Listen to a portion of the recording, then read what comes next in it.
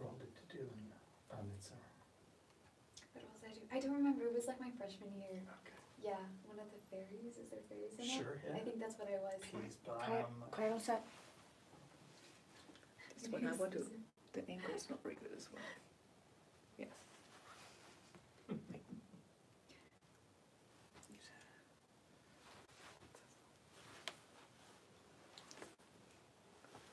How's this? Good. It's better. It's okay.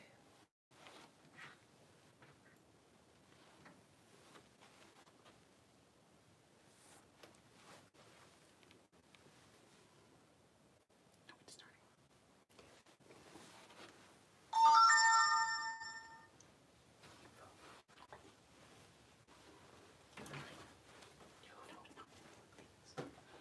Don't mind. I think it's okay. Are we set? Ready? I'm just checking for the sound just in case. Yes? Hello, Maeya TV. My name is Alethea. I'm your host as usual. Today I'm with Duncan Rouleau, and we're here to talk about some of his career moments and sort of where he grew up and the projects he's been working on. I do want to start off by asking, how are you? I'm doing well, thank you for having me. Yeah, we're very happy to have you. I think you're our first animator that we've had, so we're really looking forward to your insight on everything you've done. So first off, I did want to start off with like your background, because I heard at first you were a theater kid. I was, yeah. Yeah, so how did that start, and like what made you move on to the things you did later in life? Well, I grew up in a household, my mom was an art teacher, my father was a graphic artist, so I grew up drawing, but I didn't want to follow in their footsteps, I wanted to do my own thing, so I started in theater. I think the biggest thing for me, if I was to kind of just track down my whole career, it's always been story. It's always been some way of telling a story, whether that's being inside of it as an actor, or drawing it as a comic book artist, or animating it as an animator, or writing it. So it's always been story at the core of everything. So acting, it came natural to me, and I had some success at it, so I kind of pursued that for a while. Then I moved down here to California, which I was getting a lot of my auditions back in Chicago. But you move to California and you move to Los Angeles and you move to Hollywood, that was a very different story. So I worked behind the sets on a lot of stuff at that time, and this is early in my career, for production. And I did a lot of, you name it, I did everything. I was a best boy, I worked craft service, I did absolutely everything you could possibly imagine on a film. But the place that I found that I could still go out on auditions and still work in film and meet directors, which was the important thing at that time, was being a storyboard artist. So I worked as a storyboard artist on a lot of films. Some of the old ones, if you've ever watched Sylvester Stallone's Cliffhanger, that bridge sequence is mine. If you ever watched Dracula, Francis Ford Coppola's Dracula, I did some of the succubus scenes in that. But I also did an awful lot of low-budget horror movies. I was a storyboard artist for a film production company called Full Moon, where I met a very famous comic book artist who was doing creature designs for one of the movies. And he looked at my boards and asked if I would ever be interested in doing comic books. And again, this was something, instead of being working as a waiter or a parking valet or whatever as an actor, I thought that that would be a good move. I could draw at home, but then still go on auditions. But the minute I started doing the comic book stuff, and it took a little while to bust in, I had to get my chops up. So I did a lot of education. I went to do live study and things like that. And after a little while of doing that, I started getting comic book work, and I started drawing for Marvel Comics and DC Comics, where I worked on the X-Men books, and I worked on Superman and the Justice League with my now partners in Man of Action. While working at Marvel, Steve Siegel and I co-created the characters of Big Hero 6, which then later became Big Hero 6. But we had at that time, the comic book community was very much a phone community. Everybody was scattered all over the states and actually all over the world. And we bopped around from place to place, and we found that we liked working with each other the most. So we kind of threw our hats in together, and we created Man of Action. And the very first thing we created for Man of Action was Ben 10 for Cartoon Network. And that kind of solidified our career for quite some time after that, because Ben was such a success. We started adapting some of our other comic book work into animation, which was Generator Rex. It started off as a book called M-Rex. And it's kind of a weird track. All of these things all fed into this, you know, at different times I worked on animation earlier on when I was doing storyboards. I met a lot of different people who eventually went and started Pixar, but I knew them before they started Pixar. So these were friends who I met a lot of people in the trenches. And so I think that that's something as any kind of artist.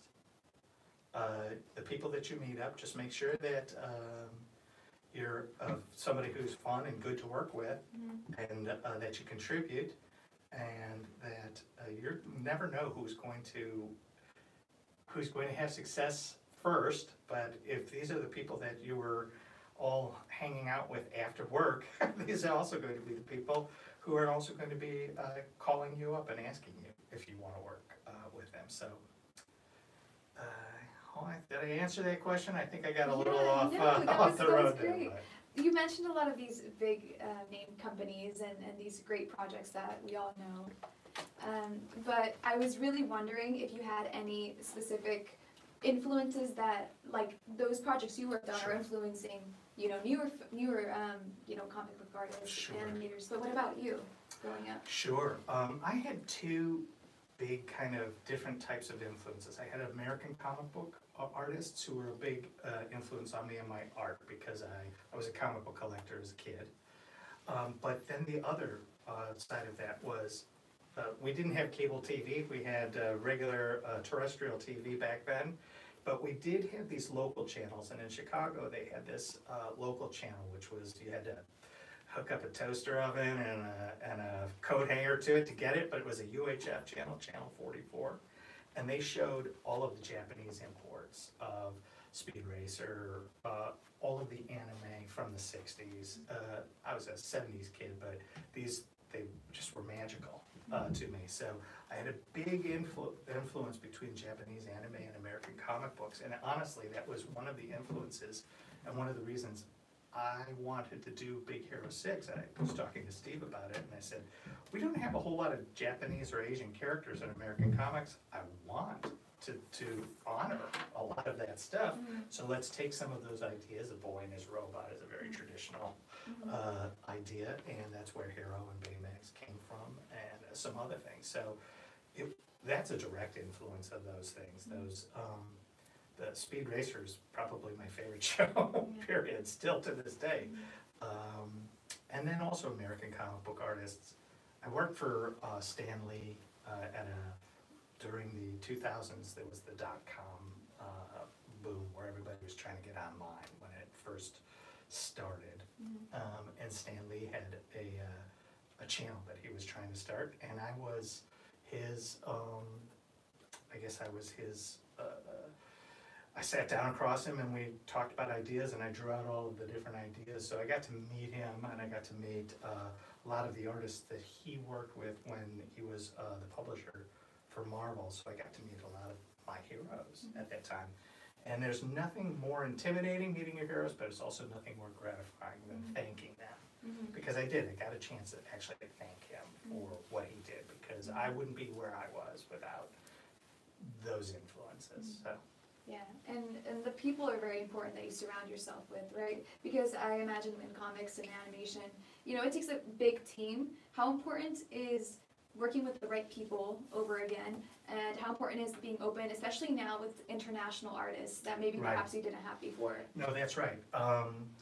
There is a kind of a philosophy of actually physically getting something done, like getting it over the line and getting it prepared and ready for distribution, which is always a good thing to have people that you know what they are capable of and you've worked with them in the past.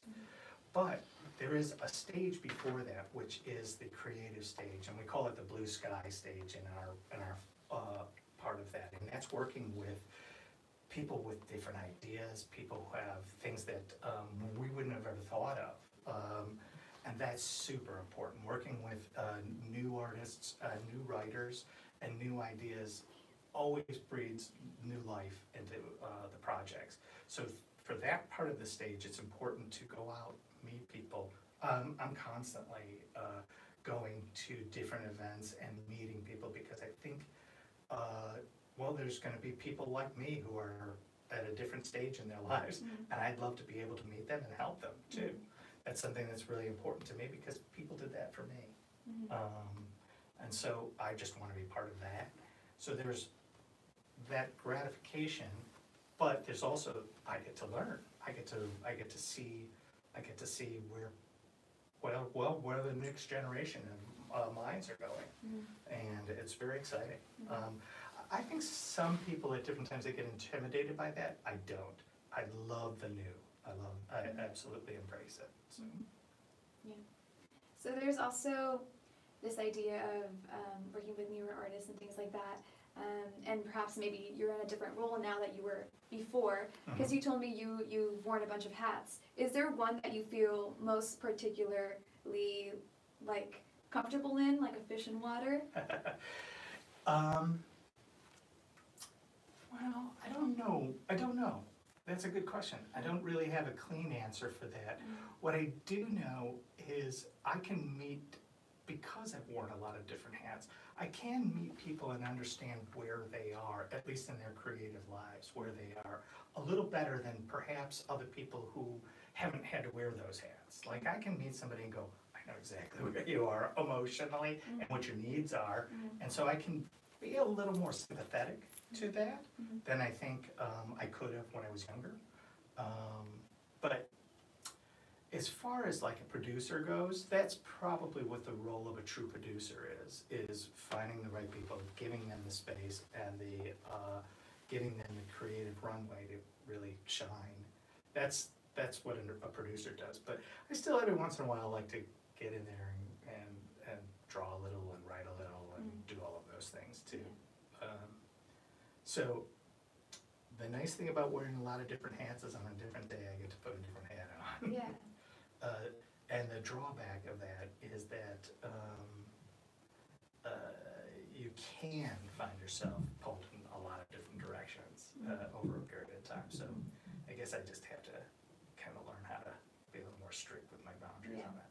Is there, what hat are you wearing right now? What project are you currently working on? Sure. Right now, working with a video game company called Tiny Build. They're based out of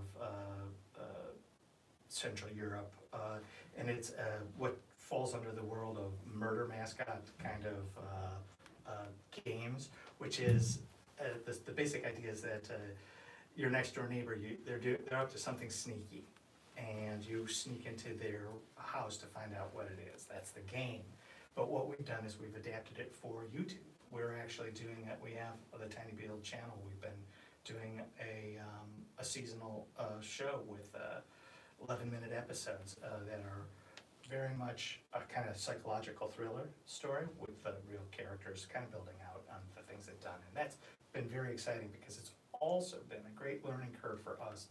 We had most of our experience in traditional legacy media. So this was one of our first forays into what's considered new media, but also where the future is of where the audiences are. And so to kind of discover how best to construct those things, how best to get them to the point where people will want to see them has been very exciting. Also working with a couple of other content creators at this moment. I don't know if I can talk about them specifically because we're still in negotiations. Yeah, they're still in the works. We just finished up doing a thing for Netflix, the Sonic Prime show, which was just had a good run on Netflix. And we work with a lot of video game companies with a lot of their projects. but we're also currently searching and working with a lot of different, and this is something that I think maybe your audience maybe, we're looking to find smaller animation houses that have their passion projects, and we want to see if we can't help them, and we want to see if we can't find ways to work with them and maybe construct something that's a little more a little more long form with them, that we can kind of build out and build an audience with them on their projects and projects we're working on. Very much like what we've been doing with our publishing branch. We write a lot of comic books and then we try to turn them into films and TV.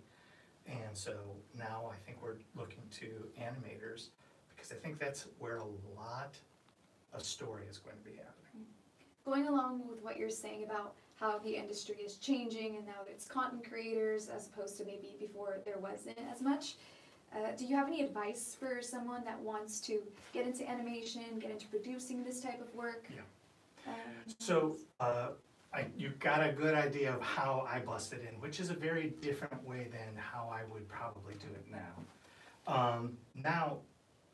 There is nothing stopping you from creating your content and putting it online right now. I would be drawing, putting up comic books, I would be working with my friends, putting out animated shorts, I would be creating a channel, I would be a content creator, 100%. I would be talking on Discord with audiences that were excited about it, about this stuff. I would be doing every platform you possibly could imagine right now, because that is where people are, and that's where people want to get their content these days. It's pretty interesting. I found that even inside of the legacy places, like the streamers like Netflix, they're very aware that audiences under 25, good 80% of their entertainment, where they get it, is online. It is not on the streamers. Mm-hmm. And that is where, I know my kids, they don't watch TV. They're 100% on YouTube, or they're scrolling the internet for different content in different places. Yeah, they're like, where's the TV in the house? That's right. Yeah. It isn't going to be necessary, or if it is, it'll be for events. Mm-hmm. Yeah. So. One quick question I did want to ask, since you started off as an actor, did you do any voice work for any of your, of your projects? Yeah, I actually made an appearance in our show Generator Rex. There are 4 characters that represent the guys in Man of Action, and I did the voices for that. But I've done voices for different smaller characters, FBI agents or whatever, on some of the Spider-Man shows that we've done. We did Ultimate Spider-Man, and we also did Avengers Assemble for Marvel, and Earth's Mightiest Heroes. So every once in a while, kind of get to be the characters that I used to draw and read about when I was a kid. So yeah, I have over the years, but most of that stuff has been fill-in stuff. The one big thing I would say, just for myself, is I know how hard it is to get into the business anyway.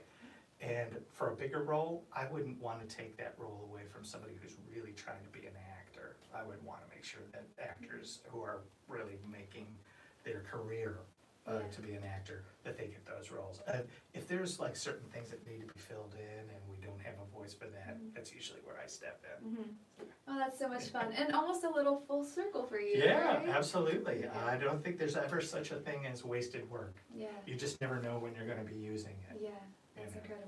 Yeah. Okay, so, and then lastly, I do want to ask you if you have either any socials or a website or a company that you want to, put the link down below. Sure, yeah. If you want to check out what we're doing, manofaction.tv, Man of Action, all one thing, .tv, is our site, and that'll give you the latest updates of whatever comic books, shows, things that we're working on. I think that's probably the biggest one. Yeah. All right. Thank you so much, Duncan. Absolutely. I learned so much. It's so incredible to hear someone who knows so much about animation, and your career has been really interesting so thus far. And you said you'd keep going, right? Long after they stop paying me, I'll probably be doing this. That's amazing. You're in the right business then. That's right. Yeah. All right. Thank you so much to the viewers of Maeya TV. I hope you stick around for the next one. Bye-bye.